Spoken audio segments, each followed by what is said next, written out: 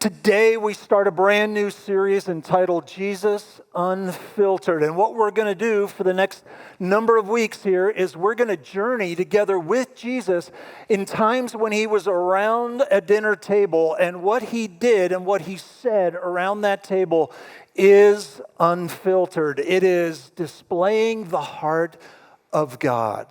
And some of it is raw and some of it is real. Some of it was challenging. Some of it is going to be encouraging. It's all of the above. And my guess is that we know what this is like too. You know, at our small group, we always begin with food. You know, we eat really well around here. And I don't know if you've discovered that there's something that happens in that environment where you're sharing a meal with people where there's laughter and there's connection and there's communication. And the same thing was true 2,000 years ago. And as Jesus sat around some tables, he revealed some things about God that many times confronted some of the common cultural ideas, some of the myths that there were about God and what it was like to know the God of the Bible. So let's jump into one of those stories. This is in Luke chapter 5. We're going to be in this gospel throughout this whole series here.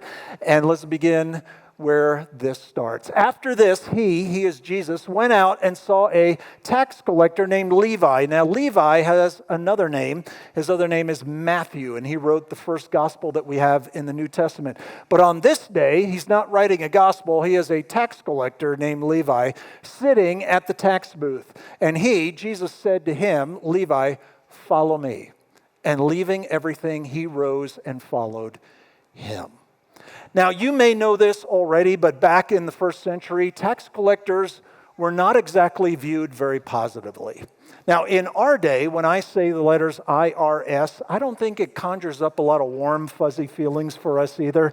But this was on a whole different level, and I know we have a lot of IRS people around here. Is a big IRS place here, and I've said this before. If my name ever comes across your desk, please let me know so we can just work things out ahead of time. Right? But it's a little bit scary. But this is a whole different level. And here's something that I want to start with, and we're going to look at some of these details. If you have ever put yourself in the category of somebody who is off limits to God, God's love, God's best, God's direction, God's work, God's favor, this is your story. And let me just tell you in advance, if you put yourself in an off-limits category, you're wrong. And you're going to see Jesus show up in a way here and even intentionally reach out to somebody who for everybody else was despised. Jesus values people that others despise. Have you put yourself in that category? So let's break down some details here and show how this works. Some tax collector facts. And here's some things that I got in preparation for this. The Roman Empire is large and in charge, and they've conquered this part of the world, and putting together Roman legions and paying for them is an expensive business. So how do you pay for that? Well, you levy taxes on the people that you have conquered. And so the Roman Empire would sell these franchises of tax collecting to the regions, and they would hire people from within that culture. And so Rome got a percentage as their cut. You give us what, we'll tell you need to send to us. And then in addition to that, you can add a profit margin on top of that. And that's for you. And any amount that you want to put there, you just keep that. And they could stop anyone at any time for a tax inspection. We think, man, it's bad enough April 15th rolls around. Imagine being able to be taxed at the drop of a hat. And what kind of taxes would they charge? A poll tax, a letter tax, a market tax, an export tax, a land tax, an income tax, and a ground tax. And if that wasn't enough, that's just on your home and your dwelling. Upon leaving home, you're charged a wheel tax, axle tax, road tax, card tax, border tax, and bridge tax. So imagine just for a moment, right? Put this in our context. Imagine you're leaving here after the service. You're heading over to get on to Skyline. And tax check, pull it over. And how many people you got in the car? All right, 3 people. All right, per person, that's this much. You got gasoline in the vehicle? Okay, yeah, there's a gas tax. And you got 2 axles. Yeah. Do you have any snacks in the car? Yeah, okay, that's a food tax. Imagine that happening whenever and wherever anybody wanted to do it. And that's what life was like. And it's your own people extorting that out of you. And by the way, if you couldn't pay the tax, out of the kindness of their heart, sarcasm intended, tax collectors became loan sharks charging 50% interest or more. Wasn't that nice of them? So you can imagine a little bit of what category they were in. That led them to be banned from the synagogue. The synagogue would be like our church service. They couldn't go. Why not? There are some writings from this time that say they were so bad, they had done so much, they had done too much, that they were off limits from God. They were irredeemable. They could never, ever belong to God because of who they were and what they did. They were banned from the temple. And even within the whole tax collecting culture, there were different levels of tax collectors. There was a Gabai that was a general tax collector. This is the person who would, levy your income tax and the property tax that you have. If you're familiar with the name Zacchaeus, who shows up later in the Gospel of Luke in chapter 19, he was one of these. How do we know? Because he employed a lot of other people, and that's what Gabai did. And then there were the Mochus, my new favorite word within the last couple words, Mochus. They were the day-to-day tax collectors, and so they would, levy a lot of the other things. And even within that, there was a great Mochus. This is somebody who employed other people, and so he probably sat in an office and had a whole bunch of people out there collecting taxes, and he got his cut, and then the rest went to Rome. And then the lowest of the low was a little Mochus. And this is somebody who just worked for themselves and sat at their booth and extorted some of the nitpicky taxes out of the people that were part of their own country, part of their own culture. And do you know who Levi is, who Matthew is? He's a little Mochus. And that is the worst of the worst. In fact, within that cultural structure of that day, they were just a little bit lower, the little Mochus, than the prostitutes of that day. And so, big change from, our day and the IRS. Levi is the worst of the worst. Is it a coincidence that Jesus, at this initial statement of really declaring who is he and what's he about, would reach all the way to the bottom of the cultural strata? A little bit earlier in the very same chapter of Luke chapter 5, there's a leper that comes to Jesus. And the leper kneels down in front of him and says, if you are willing, you can heal me, which is an amazing statement. You don't have to do anything. You have the power. You just have to will it, and it will happen. And Jesus says, I am willing. Be healed. And then you know what Jesus does? He doesn't have to do it. He reaches out and touches him. And we don't know a lot about that dynamic in our day, but what the leper did was illegal. And when Jesus touched him, it was illegal. He didn't have to do it. But sometimes Jesus does things to blow up our categories of what it means to know the God of the Bible.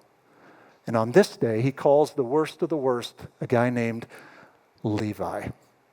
How do we know he was a little Mochus? After this, he went out and saw a tax collector sitting at the tax booth. He works for himself. One translation says sitting at his tax booth. That's who Jesus calls on this day. And after this, Levi made him a great feast in his house, and there was a large company of tax collectors and others reclining at the table with them.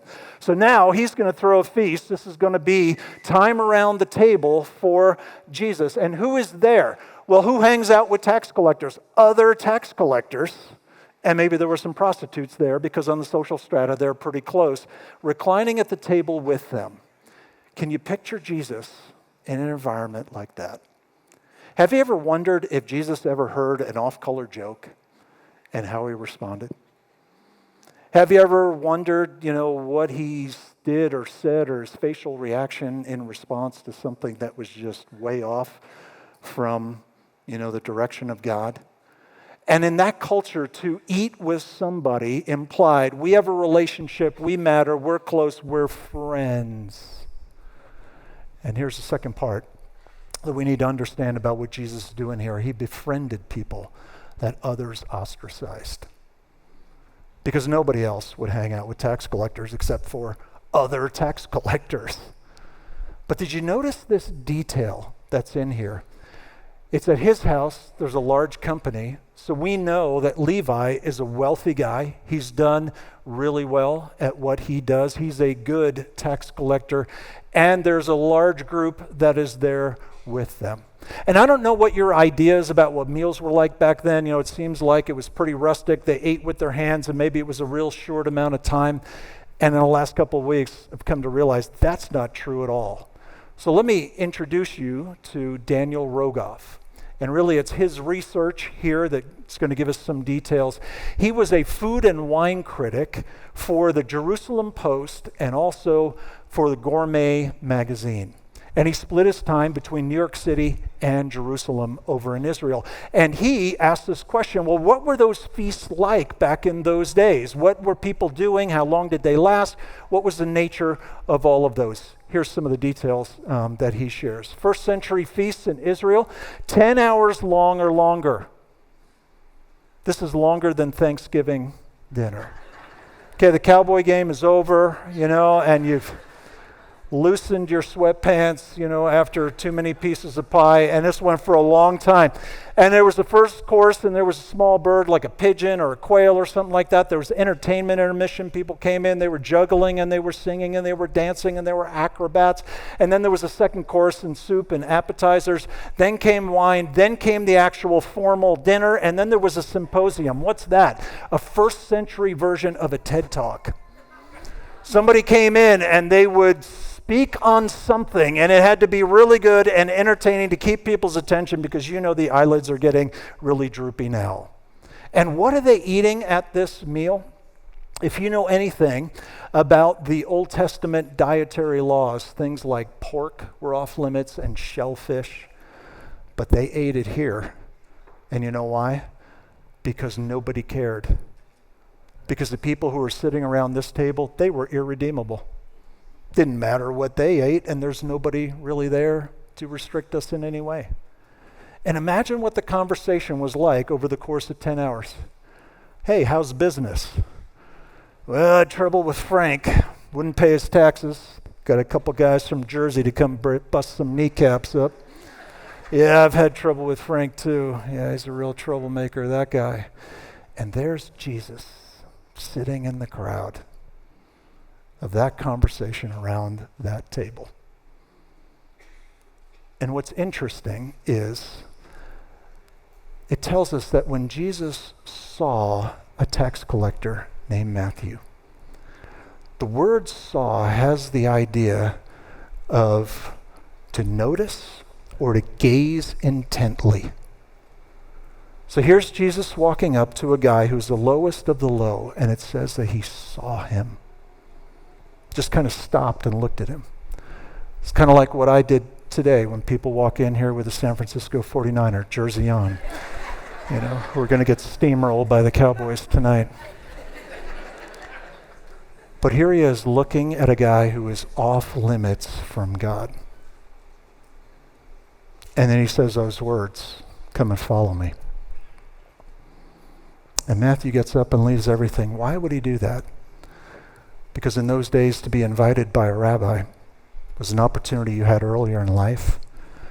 Would be like our equivalent of getting into Harvard and a seminary combined.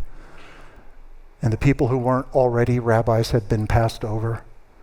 And so here came a rabbi to somebody who's on the lowest level and saying, "Come and follow me." And Matthew says, "I'm taking it.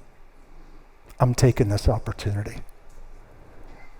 And then there's some people that I know, and I'm going to invite them to meet someone who has treated me in a way maybe that nobody else has treated me. And the dynamics around that table. Unusual. And in the middle of that shows up the fun police.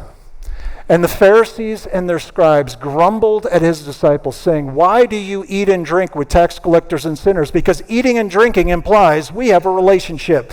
We're friends. They matter to me. Why would you do that? Jesus, you claim to be from God, and you would hang out with people like this? That makes no sense whatsoever. What is the Pharisees' concern? If you know anything about the life and times of Jesus and the stories that come with it, you don't want to be a Pharisee, because Jesus went after them pretty hard.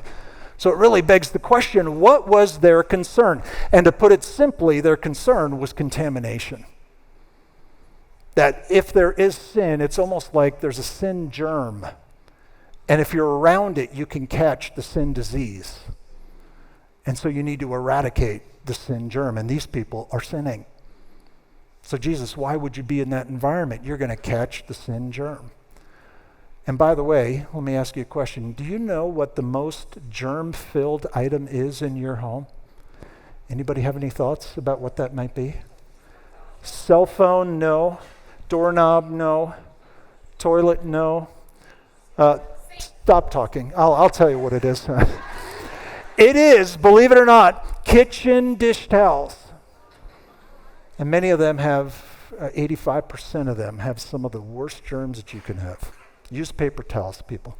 The Pharisees' concern was contamination. And here's why that's important. And again, Pharisees, they're the bad guys. Jesus is a good guy, and we don't want to be a Pharisees. But let me surprise you a little bit. With a positive motivation to the Pharisees, they wanted to see the promised Messiah come into this world. And here's what they taught. The Messiah will come to Israel when the whole nation cleans itself up. So they went around telling people, stop it. Stop it. Stop eating that food. Stop doing what you're doing. Stop collecting the taxes from those people like you are, because you're hurting all of us. You're making it worse for all of us. The motivation was good. But they had a strategy to eradicate all the sin germs. Jesus begins with a different strategy, a relationship.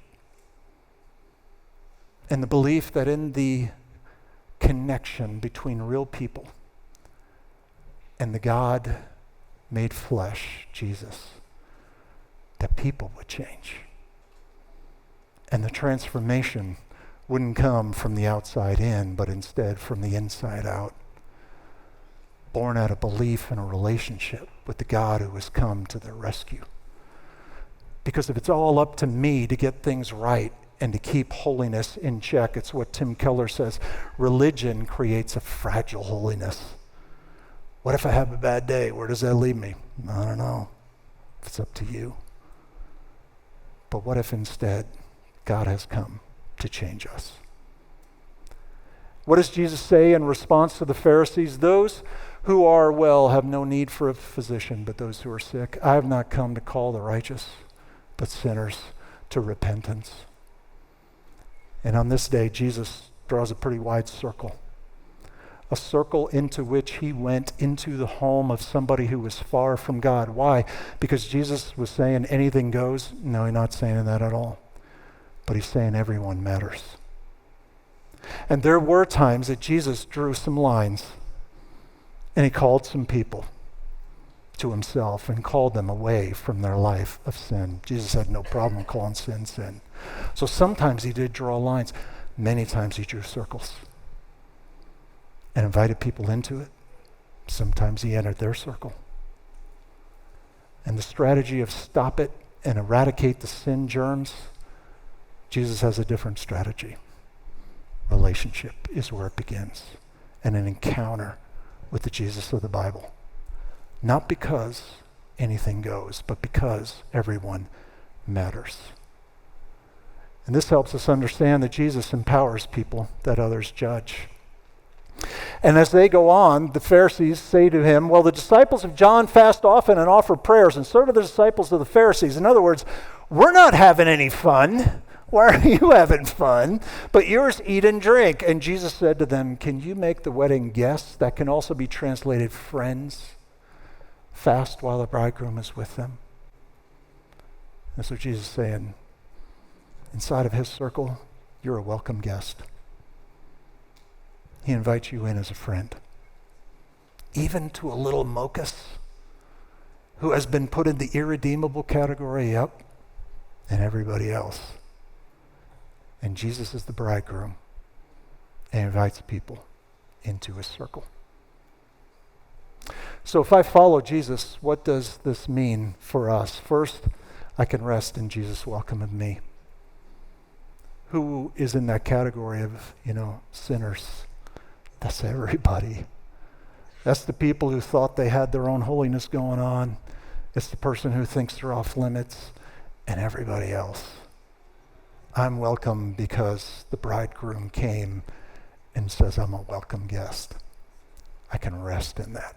It's not up to me. Jesus threw the doors open to a relationship. And then secondly, I need to treat others the same way.